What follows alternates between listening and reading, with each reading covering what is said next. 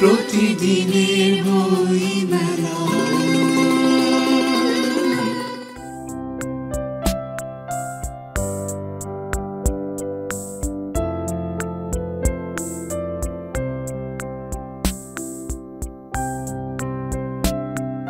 মেলায় দেখা হয়ে গেল লেখক শাহ আলম সাজুর সাথে।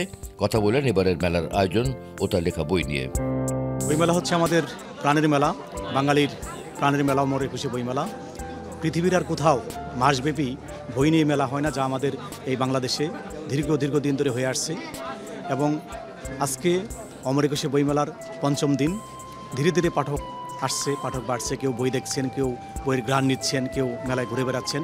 যারা ঘুরে বেড়াচ্ছেন তাদের জন্য আমরা স্বাগত জানাই, তাদের জন্য আমরা খুশি, কেননা তারা এই ঘুরতে ঘুরতেই বা দেখতে দেখতে বই কিনবেন।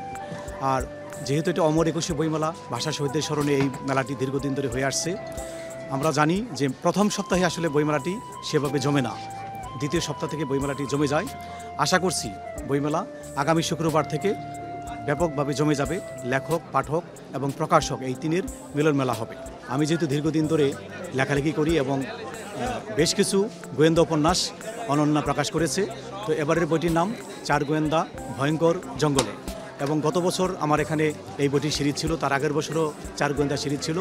এই বইটি কিশোর কিশোরীরা এবং বড়রাও নিচ্ছেন, বেশ ব্যাপকভাবে মানুষের কাছে যাচ্ছে।